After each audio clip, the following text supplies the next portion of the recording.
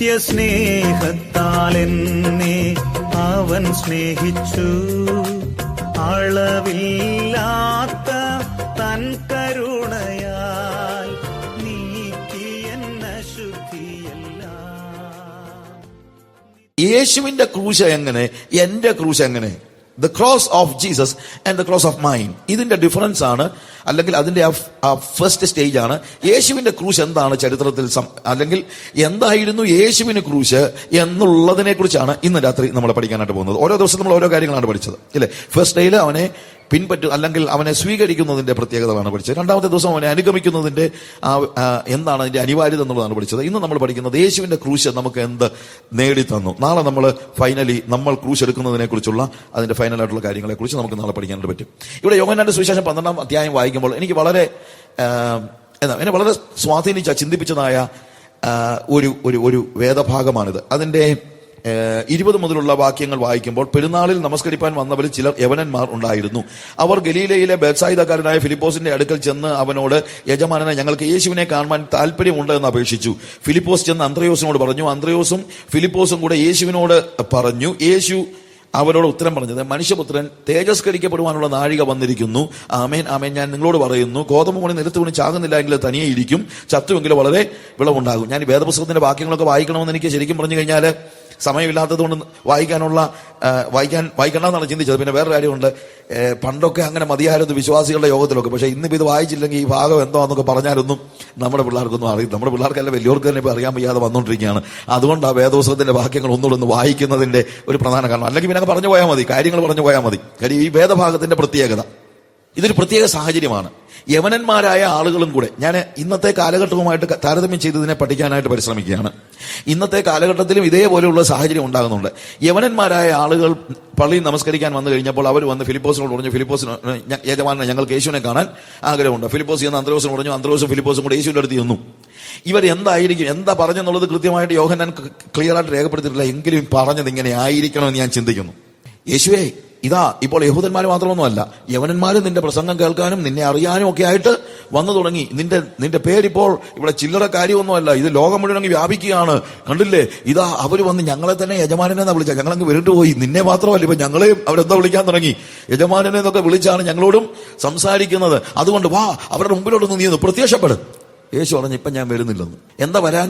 യേശു എന്തുകൊണ്ടാണ് യവനന്മാർ വന്ന് യേശുവിൻ്റെ അടുത്ത് വന്ന് അവനെ കാണണമെന്ന് ആഗ്രഹം ഉണ്ടായപ്പോൾ ഒരു ദർശനം കൊടുക്കാൻ, നമ്മുടെ ഇന്ത്യൻ ഭാഷയിൽ പറഞ്ഞു കഴിഞ്ഞാൽ ഒരു ദർശനം കൊടുക്കാൻ എന്തുകൊണ്ട് യേശു തയ്യാറായില്ല?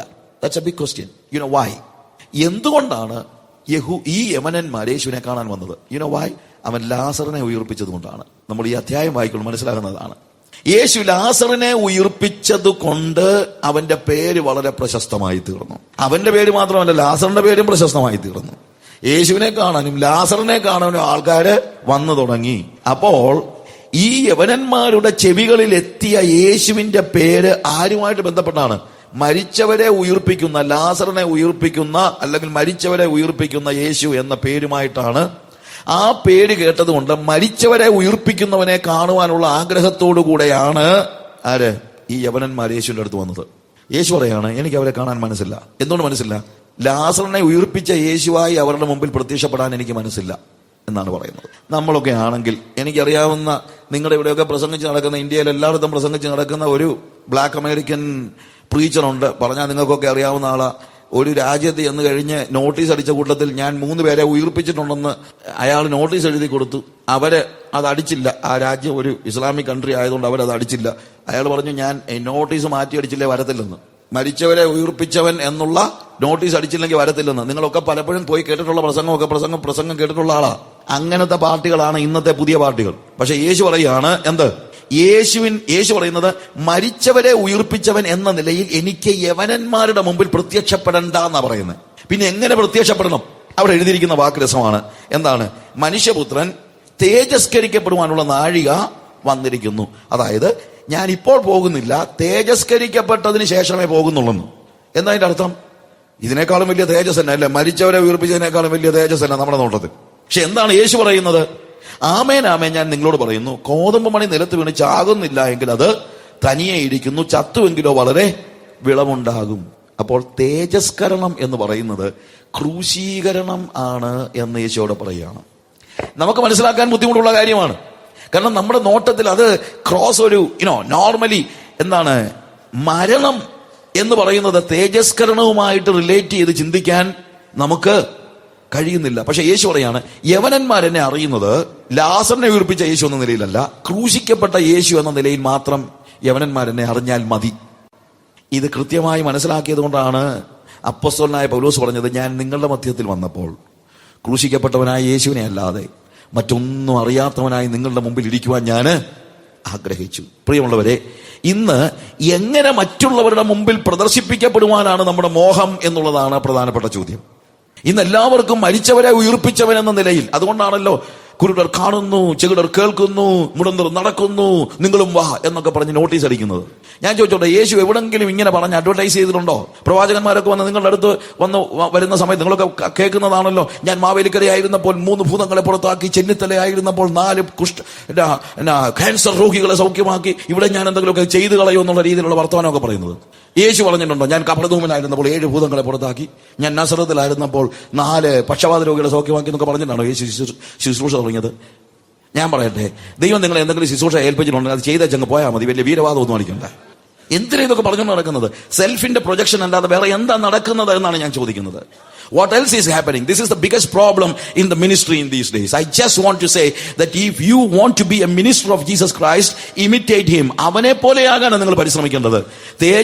മറ്റുള്ളവരെ ഉയർപ്പിച്ചവൻ എന്ന നിലയിൽ പേരെടുക്കാനുള്ള ഏത് സാധ്യതയെയും അവഗണിച്ചുകൊണ്ട് അങ്ങനെ ആളുടെ മുമ്പിൽ പ്രത്യക്ഷപ്പെടാൻ ആഗ്രഹമില്ലാതെ ചത്തിട്ട് പോയാൽ മതി എന്ന് പറയുന്ന, ക്രൂശിക്കപ്പെട്ടിട്ട് അവരുടെ മുമ്പിൽ ഞാൻ ചെല്ലുന്നത്, യവനന്മാരുടെ മുമ്പിൽ ഞാൻ പ്രത്യക്ഷപ്പെടുന്നത് മരിച്ചവരെ ഉയർപ്പിച്ച യേശുവായിട്ടായിരിക്കുകയില്ല എന്ന് തീരുമാനമെടുത്ത യേശുവാണ് എന്റെ കർത്താവ്.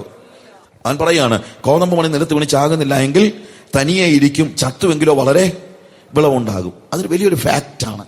When a grain is falling down, what happens? വെറുതെ ഇരുന്നാൽ, ഒരു ഗോതമ്പ് മണി വെറുതെ ഒരു സ്ഥലത്ത് വെച്ചിരുന്നാൽ അത് അതുപോലെ തന്നെ ഇരിക്കത്തുള്ളൂ. പക്ഷെ നിലത്തേക്ക് ഇട്ട് കഴിഞ്ഞാൽ സംഭവിക്കുന്ന വലിയൊരു കാര്യമുണ്ട്. എന്താണെന്നറിയാമോ? അതിന്റെ ഔട്ടർ സ്കിൻ ഈസ് ബ്രോക്കൺ. അതിന്റെ പുറന്തോട് എന്ത് ചെയ്യുകയാണ്? പൊട്ടുകയാണ്. ആ പുറന്തോട് പൊട്ടുമ്പോൾ മാത്രമാണ് അതിൽ നിന്ന് മുള പൊട്ടി വരുന്നത്. ജീവിതത്തിൽ ജീവന്റെ പുതുക്കം പ്രാപിക്കാൻ നമ്മുടെ ഔട്ടർ സ്കിന്നിന്റെ തകർച്ച അത്യാവശ്യമാണ്. അങ്ങനെ തകർക്കപ്പെടുന്നത് എപ്പോഴാണ്? When you are on A cross. നിങ്ങളുടെ ക്രോസ് എക്സ്പീരിയൻസിലൂടെ തകർക്കപ്പെട്ടാൽ മാത്രമേ കർത്താവ് നിങ്ങളിലേക്ക് പകരുന്ന നിത്യജീവന്റെ മുള നിങ്ങളിൽ നിന്ന് പൊട്ടുവാനിടയാവുകയുള്ളൂ. അതുകൊണ്ടാണ് കർത്താവ് ക്രൂശ് എത്രത്തോളം അത്യന്താപേക്ഷിതമാണ് എന്ന് പറയുന്നത്. കോതമ്പ് മണി നിലത്ത് വീണ് ചാകുന്നില്ല എങ്കിൽ തനിയെ ഇരിക്കുന്നു. You take a grain of a wheat, what happens? You just put it somewhere for 10 years, nothing is going to happen. 10 വർഷം എടുത്ത് വെച്ചാലും അത് ശുഷ്കിച്ചു പോവുകയല്ലാതെ അതിനകത്തൊന്നും മുള വരത്തില്ല. പക്ഷെ if you put it down in the ground, what happens? The outer skin is broken. അതാണ് അതിനകത്ത് ഏറ്റവും പ്രധാനപ്പെട്ട കാര്യം. ആ ബ്രോക്കൺനെസ്സിൽ നിന്നാണ് എന്തുണ്ടാകുന്നത്? ജീവൻ മുള പൊട്ടുന്നത്. ഈ ഒരു വലിയ ആത്മീയ യാഥാർത്ഥ്യം നമ്മുടെ ജനങ്ങൾ മനസ്സിലാക്കിയിരുന്നെങ്കിൽ എന്ന് ഞാൻ ആഗ്രഹിച്ചു പോവുകയാണ്. യേശു കർത്താവ് പറയാ, എന്താണ്?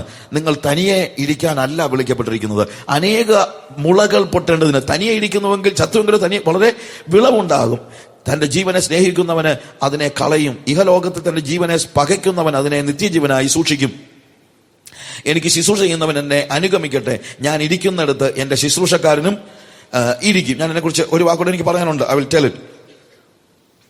എന്നിട്ട് താഴോട്ട് നമ്മൾ വായിക്കുന്ന സമയത്ത്, പിതാവേ ഈ നിന്റെ നാമത്തെ മഹത്വപ്പെടുത്തണമേ, അപ്പോൾ സ്വർഗത്തിൽ നിന്ന് ഞാൻ മഹത്വപ്പെടുത്തിയിരിക്കുന്നു, ഇനിയും മഹത്വപ്പെടുത്തുമെന്നൊരു ശബ്ദമുണ്ടായി.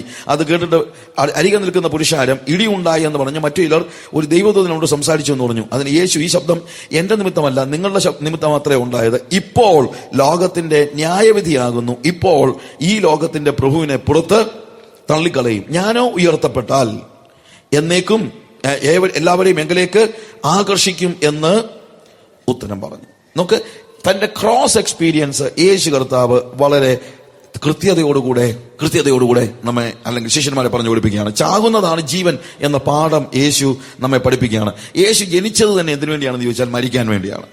അത് യേശുവിന്റെ പ്രത്യേകതയാണ്. യേശു ജനിച്ചത് എന്തിനു വേണ്ടിയാണ്? മരിക്കാൻ വേണ്ടി. പക്ഷെ നമ്മുടെ കാര്യത്തിൽ ഇത് നേരെ ഓപ്പോസിറ്റ് ആണ്. നമുക്ക് ജനിക്കണമെങ്കിൽ തന്നെ മരിച്ചാലേ പറ്റുള്ളൂ. You understand? സ്പിരിച്വലി, ആ സ്പിരിച്വൽ മീനിങ് നിങ്ങൾ മനസ്സിലാക്കണം. Jesus was born so that he may die. കാരണം അവന് ജനിക്കാനായിട്ട് മരിക്കേണ്ട ആവശ്യമില്ലായിരുന്നു. പക്ഷേ അവൻ നമ്മുടെ കാര്യത്തിൽ നമുക്ക് ജനിക്കണമെങ്കിൽ തന്നെ, യു അണ്ടർസ്റ്റാൻഡ്, ജനിക്കണമെന്ന് പറയുമ്പോഴത്തേക്ക് if you want to be born again, the first thing that should happen is that you're dying to the present world. ഈ ലോകത്തിന് മരിക്കുന്ന ഒരു ആൾക്ക് മാത്രമേ എന്ത് ചെയ്യാൻ പറ്റുള്ളൂ? ദൈവത്തിന് ജനിക്കുവാൻ പറ്റത്തുള്ളൂ. ജനിക്കുവാൻ. Even if you want to be born into the kingdom of God, you need to die in the kingdom of Satan, because there is no dual citizenship in the kingdom of God. ദൈവരാജ്യത്തിൽ എന്തില്ല?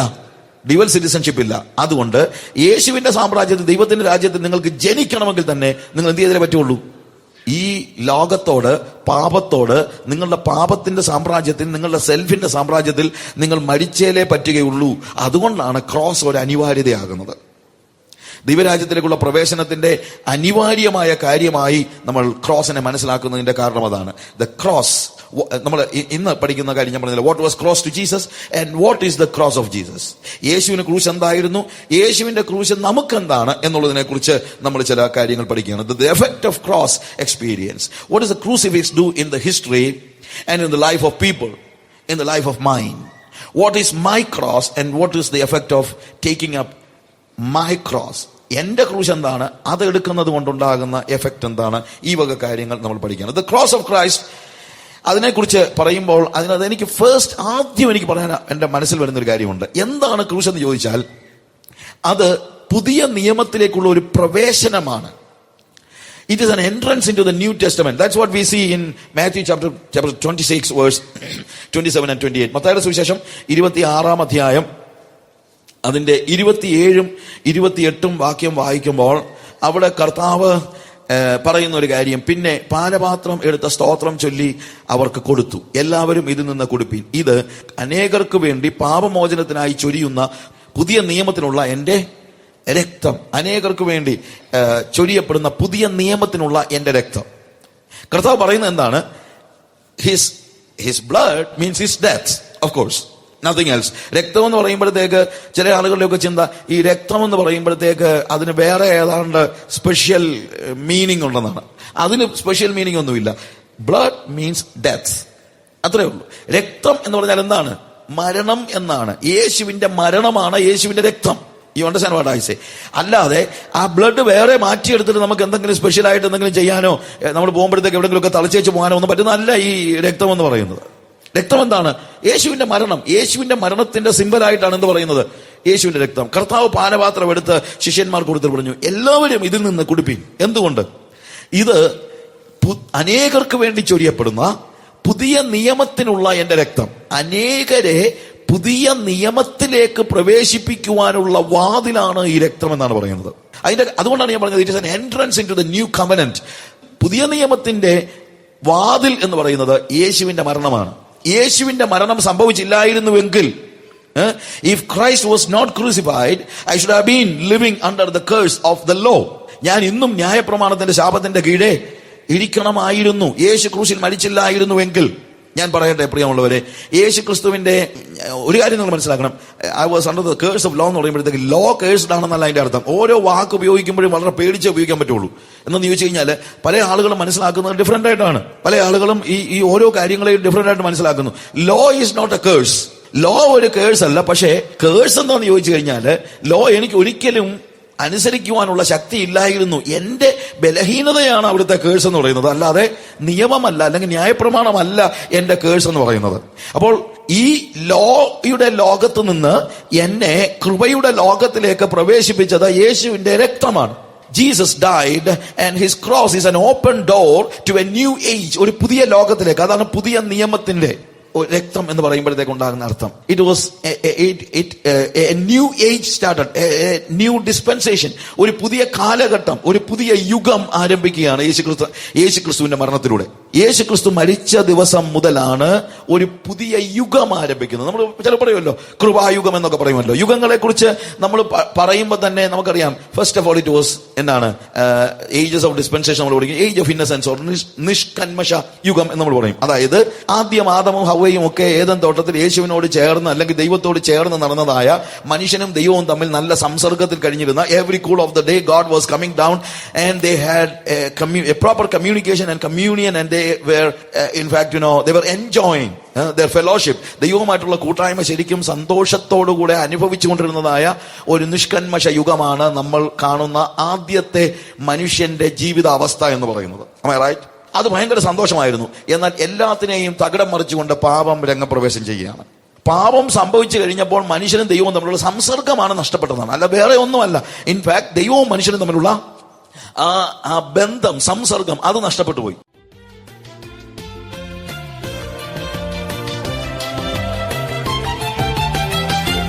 നിത്യസ്നേഹത്താൽ എന്നെ അവൻ സ്നേഹിച്ചു, അളവില്ലാത്ത തൻ കരുണയാൽ നീക്കിയെന്ന ശുദ്ധിയെല്ലാം.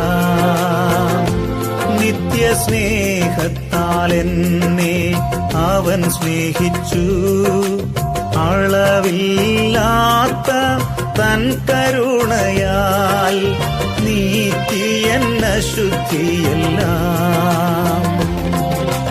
യേശുവേ N പ്രാണനാഥ,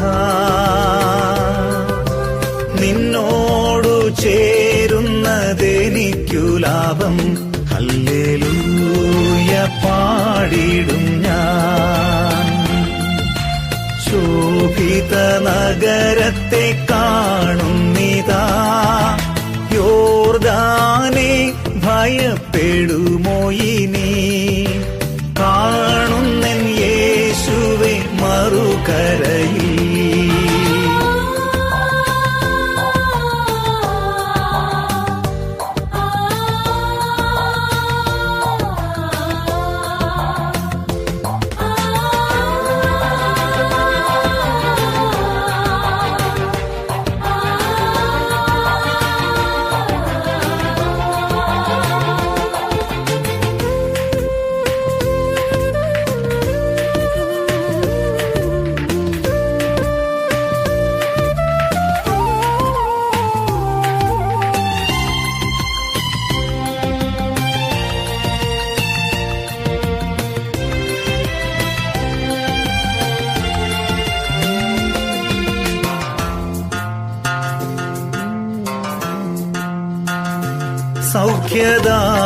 സൗഖ്യദായകനേശു നടത്തുന്നെന്നെ, അവനടിച്ചാലും ആയതെനിക്ക് നന്മയ്ക്കായി തീർന്നിടുമേ.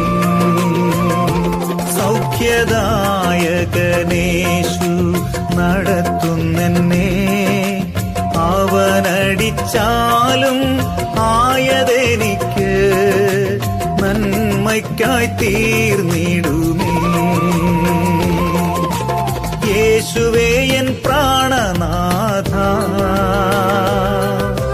നിന്നോടു ചേരുന്നതെനിക്കു ലാഭം.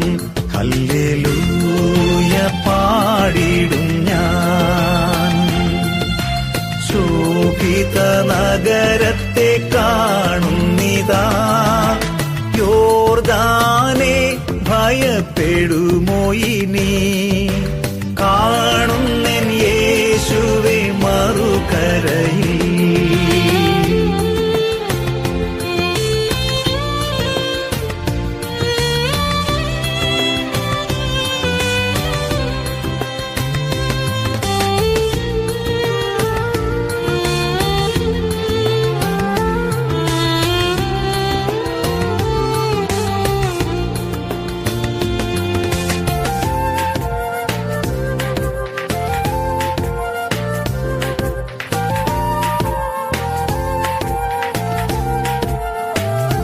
നിൻ വിശ്രാമത്തിലണയും വിശുദ്ധർഗണം, കാന്തയായി വാഴുമേ സ്വർഗത്തിൽ.